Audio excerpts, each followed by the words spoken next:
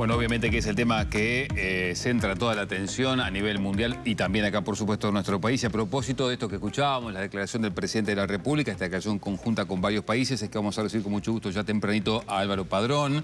Ustedes seguramente lo conocen por su carácter de analista, pero también en este caso como asesor del presidente de la República en materia internacional. Álvaro, ¿cómo te va? Buenos días, gracias por estar tempranito con nosotros. Buenos días, buen año y muchas gracias por la invitación. Estaba recordando con la gente de producción que hace ya más de 10 años que visito este programa. Es verdad. En general, hablando de este tema. Es cierto. ¿Cómo se llega, Álvaro, a esta declaración conjunta? ¿Cuándo empiezan los contactos para que varios países terminen emitiendo un comunicado como el que leyó el presidente ayer?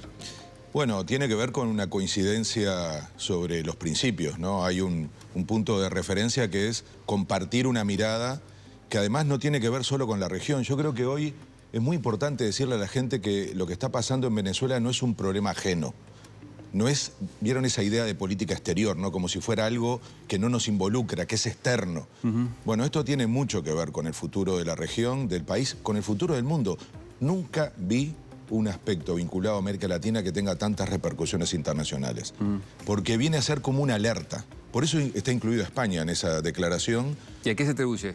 Y a que estamos frente a algo que no tiene límite en la relación entre Estados Unidos y América Latina.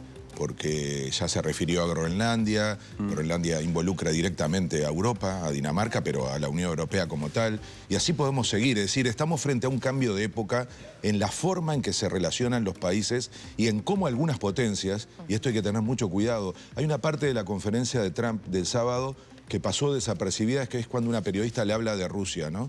Él claramente da la señal, y yo creo que esto es lo que hay que entender como momento de la época, de que las potencias se pueden arrogar el derecho de intervenir en su entorno. Y de alguna manera con eso está también reafirmando su vínculo con Putin y la idea de que resolver el caso de Ucrania tiene que ver con dejar que Rusia priorice sus intereses y que por lo tanto también Estados Unidos los suyos. Es como un reparto. Y esto tiene un carácter global, no es un problema nuestro, no es un problema de los venezolanos. Venezuela es una excusa en este momento para una operación mucho más amplia, que es consolidar una forma de pensar las relaciones internacionales y el papel de Estados Unidos. Por eso, Álvaro, no se hace cuestión en el pronunciamiento oficial, y te lo pregunto porque ya hay algunas voces de la oposición que dicen está bien, se cuestiona la intervención militar de Estados Unidos, pero no se hace referencia ninguna a la situación que vivía Venezuela, a la dictadura de Maduro y la situación de crisis humanitaria que vivía Caracas y toda la nación venezolana. Yo creo que esa es una polémica que nos acompaña hace mucho tiempo y yo diría que ha sido muy utilizada en clave incluso electoral, ¿no? Es como una chicana interna con toda razón. Yo ahí creo que hay que mantener las posiciones, cada uno desde el lugar que las entiende. El gobierno uruguayo nunca reconoció al gobierno de Maduro desde las elecciones del 24. Entonces dejábamos de alguna manera un proceso abierto para contribuir a una salida política. Esta no es la forma. Tanto no es la forma que para quienes incluso lo pensaban como una alternativa, está demostrándose que no está la prioridad de un enfoque democrático. Claro, la pregunta es, y se la hacía, nosotros la repasábamos, el expresidente Lacalle decía, está bien, no es la forma la incursión militar, pero la pregunta que se hacía es, ¿hasta cuándo soportar y no cómo? Sí, bueno, yo creo que es un debate que no está mal darlo en el sentido de las posiciones, repito, no solo en Uruguay, en la región que ha habido en la caracterización de la situación en Venezuela. El problema es que lo que está pasando ahora trasciende tanto eso, que sería un error estratégico y desde el punto de vista, y por eso es tan importante que el presidente se haya referido al posicionamiento histórico de Uruguay, no al posicionamiento de este gobierno, sino a la doctrina que ha llevado a Uruguay a ponerlo en uno de los lugares de privilegio. Eso que se refería el presidente tiene que ver con la posición de Uruguay cuando integró el Consejo de Seguridad de Naciones Unidas en el año 65, en ocasión de una invasión de Estados Unidos a República Dominicana. Es decir, el parecido es enorme con un gobierno que era un colegiado, ¿verdad? Pero dirigido por el Partido Nacional. Es decir, necesitamos de alguna manera, y yo creo que esto es muy importante, no eludiendo la discusión sobre lo que pasaba en Venezuela y lo que va a pasar, porque es más importante ahora empezar a discutir lo que va a pasar, tener en cuenta esta situación más global que implica algo que nos involucra directamente, porque mañana es Cuba, ya lo dijo ayer, hay que seguir el hilo conductor de lo que está pasando, no es solo lo que se dijo el sábado, que ya de por sí es absolutamente Trump tiene la virtud de decir las cosas claras. Y uno después se asombra y se alarma, se indigna, pero son claras. Entonces, se refirió a su visión de cómo Estados Unidos tiene el derecho a volver a recuperar la hegemonía sobre Occidente, y inmediatamente empezó a asociarlo a cuestiones que tienen que ver con algunos países, no solo, repito, de América Latina, y sobre todo a un concepto que ustedes piensen, se está hablando muy poco de eso, ¿no? Estados Unidos está en elecciones este año, noviembre, y la situación de Trump no es cómoda desde el punto de vista de las encuestas. Si uno observa su intervención del sábado, menos las que hizo después, están dirigidas al público interno. Él le está explicando a su población, que es su prioridad, por qué está haciendo esto, por qué está cambiando su discurso electoral, que era, este país no va a intervenir más en el mundo, se tiene que dedicar a su propia realidad. Es una manera también de medir su fuerza, Padrón, pero yo en esto que usted dice, ¿no? Esto es una noticia que no es solamente de la región, sino que impacta al nivel del mundo. El mundo está mirando hacia América Latina y el Caribe. ¿Qué lugar juega entonces Uruguay? Tengo información, por ejemplo, que hubo una llamada de Pedro Sánchez al presidente Orsi luego de la reunión del gabinete. Hay una mirada del mundo hacia la región. ¿Uruguay cómo juega? ¿Cómo debe posicionarse? O también, ¿qué solicitudes se le hace a Uruguay, digamos, estando en el entorno de América Latina? Y yo creo que la clave de Uruguay, reivindicando los principios históricos y por lo tanto primero teniendo acuerdos internos sobre cómo posicionarse, es ayudar a que haya equilibrios, a que haya paz, a que haya diálogo. Es muy importante recuperar en este momento la unidad en la región. Es muy importante. Y Uruguay no solo lo tiene que hacer por principio, sino en la práctica, porque está presidiendo ahora el Consenso de Brasilia, que es el espacio sudamericano, 12 países. Va a presidir el Mercosur dentro de 6 meses, el segundo semestre de este año, y va a presidir la CELAC dentro de 60 días, cuando le pase la posta a Colombia a Uruguay. La CELAC son 33 países, y ustedes escucharon también al presidente que se refiere a activar mecanismos de la región, sea precisamente la CELAC, sea la OEA, reunión que va a haber mañana, el Consejo de Seguridad de Naciones Unidas hoy reunido en Nueva York. ¿A qué me refiero? Ese es el papel de Uruguay. ¿Qué haces con una Argentina con una mirada diferente a la que se expresó Uruguay? Dialogar. Por eso es un error caracterizar esta declaración de los 6 países como un alineamiento. No, si me dicen a qué nos estamos alineando, a principios. Nos estamos alineando a toda Europa menos Hungría. Hungría, por la relación del presidente con el presidente norteamericano, evitó la unanimidad en estos días con un pronunciamiento de la Unión Europea. Nos estamos alineando, por supuesto, a la preocupación de que lo que pase en Groenlandia sea algo negociado, discutido a nivel internacional. Nos estamos alineando a esos principios, a los que Uruguay se puede alinear. No nos podemos alinear a la posición claramente de Milei o de Netanyahu, que aplauden una intervención. ¿Eso quiere decir que no hay posibilidades de un diálogo en la región? Lo tiene que haber, que haber. El presidente, de hecho, ayer conversó con, justamente, por ejemplo, el presidente español, con Pedro Sánchez. ¿Cómo se sigue ahora, después de esta declaración? ¿Cómo se piensa articular con estos países, con estos gobiernos, hacer el seguimiento de lo que pasa en Venezuela? Es que se vio poco, pero en la declaración de estos 6 países hay un punto que dice: se hace un llamado a la unidad regional más allá de diferencias políticas. Eso fue una cláusula puesta por Uruguay. ¿Por qué?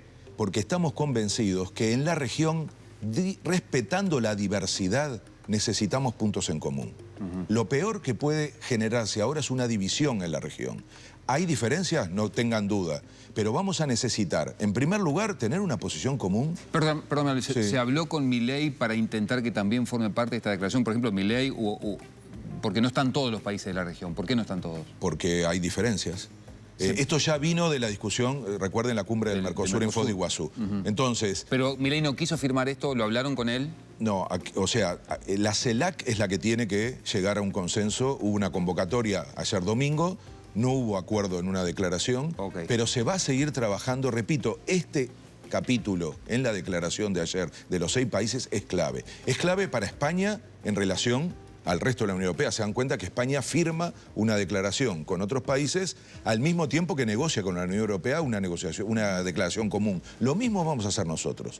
Hay que buscar coincidencia. Piensen un minuto, y le pido a la gente que lo reflexione de esa manera. Necesitamos responder de manera conjunta al crimen organizado transnacional. necesitamos responder de manera conjunta a lo que significa los desastres naturales, incendios. Necesitamos responder de manera conjunta al comercio, a los temas de salud, vuelven las pandemias. Es decir, hay una agenda que seguramente, separándola de declaraciones políticas, nos va a encontrar unidos. Evidentemente, cuando llegamos a puntos más delicados es muy difícil. Y ahí lo que hay que evitar es rupturas. Padrón, le consulto porque tenemos que ir cerrando. Lo que uno se pregunta es, este bloque de países en el que Uruguay se adhirió, rechaza la intervención, pero no dice quién debería tomar el poder en Venezuela. Porque tampoco el Uruguay, por ejemplo, reconoce a Edmundo González Urrutia como presidente. Es que eso a esta altura creo que es lo que todo el mundo entiende, ¿no? Hay un vacío de interlocución. Es muy delicado lo que está pasando en este momento por la opción que hace el gobierno de Estados Unidos de elegir la continuidad del régimen en su interlocución. Eso es clarísimo. Está bien, pero en el comunicado no faltó esa parte. El gobierno anterior, el gobierno de Luis Lacalle Pou, sí reconoció, por ejemplo, a Edmundo González Urrutia como ganador de las elecciones. Es que eso, justamente, nosotros tampoco reconocimos esa situación porque no laudaba la situación interna en Venezuela. Hay que activar un mecanismo de diálogo político. La salida de Venezuela es un diálogo político de adentro. ¿Entre quiénes? Entre todos los sectores. Entre todos los sectores. No puede haber una opción en donde se deje como resuelto un problema que claramente no está resuelto. Y les digo, no pasa por otro camino que una elección. Tiene que haber una nueva elección en Venezuela, es clarísimo eso. El problema es esta intervención, y esta intervención no resolvió ese problema. Al contrario, lo que está haciendo ahora es una lógica, en primer lugar, y yo quiero que esto quede claro, porque si no leemos con claridad la opción de Estados Unidos, que es ir con una forma pragmática en relación a los recursos. Esto no lo estoy interpretando yo, son las palabras de Trump. ¿El gobierno uruguayo tuvo diálogo directo con alguien del riñón de Maduro en estas horas? Hay diálogo permanente con todos y lo ha habido siempre, porque Uruguay ha intentado muchas veces acompañar un proceso de diálogo político y de solución. Entonces, frente a esta coyuntura hay que hacer lo mismo y lo tiene que hacer la región. Lo ideal sería que la región y los organismos internacionales, ONU en primer lugar, pero los organismos de la región ayuden a una salida democrática y evitar la tutela de un gobierno que con toda claridad lo que está diciendo, además de haber tenido una intervención militar, que lo que ahora le interesan son los recursos, no la democracia. Trump en su declaración no nombró una sola vez la palabra democracia y habló 20 veces de la palabra petróleo y 10 veces de hacer dinero. Esa es la agenda de Estados Unidos, no con Venezuela, con toda la región. Entonces, necesitamos primero discutir eso, tener una posición y luego, en relación a Venezuela, contribuir a un diálogo político para que ahora, a través de la paz y de la solución política, haya una salida democrática que va a implicar, como todas las salidas, como la que tuvimos aquí en Uruguay, una negociación con quienes tienen el poder. El problema es que eso ahora quedó corrido al eje con la interlocución con Estados Unidos. Nosotros necesitamos recuperar un ambiente, y si no observen, el lugar tan incómodo con que quedó la oposición venezolana, en donde, además de desautorizados, particularmente Corina Machado, directamente al supuesto electo presidente, ni siquiera lo nombra Estados Unidos. Sí. Entonces necesitamos cambiar ese eje para que si lo que nos importa realmente es la democracia en Venezuela, haya un espacio distinto de negociación, interlocutores distintos. La región puede ayudar a eso, pero la región primero tiene que estar unido y el papel de Uruguay para esa unidad en la región es clave. Uruguay, este gobierno es el único que dialoga con el conjunto de la región. Para eso necesitamos también coherencia interna. Yo apuesto fuertemente, y por eso es tan importante la declaración del presidente ayer, a que tengamos puntos de consenso en Uruguay. Y si ustedes observan la declaración de todos los partidos, hay posibilidad de tener puntos de consenso, con el matiz de lo que significaba caracterizar la situación de Venezuela. Pero saliendo de allí, y aún respetando las diferencias, lo importante sería tener una posición común, histórica, para ver cómo nos paramos como país en la región para ayudar a un proceso que, repito, no se ubica solo en Venezuela. Vamos a tener en escalada dilemas de este estilo, muchísimos, para lo cual tenemos que tener una posición de principios. No vale ahora discutirlo. ¿Qué vamos a decir sobre Colombia? Acaba de decir que puede aplicar la misma receta en Colombia. Sí, que está enfermo Colombia. Hay un gobierno democrático, electo. ¿Qué vamos a hacer? Ahí ya no tenemos que discutir si había un dictador. Entonces, necesitamos tener una visión estratégica en este momento y Uruguay puede contribuir muchísimo, porque hay un gran respeto, porque nos toca ser presidentes de varios organismos y creo que en ese sentido Uruguay tiene además la oportunidad de ejercer en política internacional algo mucho mayor de lo que el peso sugiere de su población, de su comercio, de todo lo que significa Uruguay en términos cuantitativos, lo puede hacer de manera cualitativa. Bien. Álvaro, sabemos de tu apretada agenda, así que te agradecemos muy especialmente que hayas venido tempranito acá con Gracias a nosotros, ustedes y bueno, nos volvemos a ver. Muchas gracias. Gracias.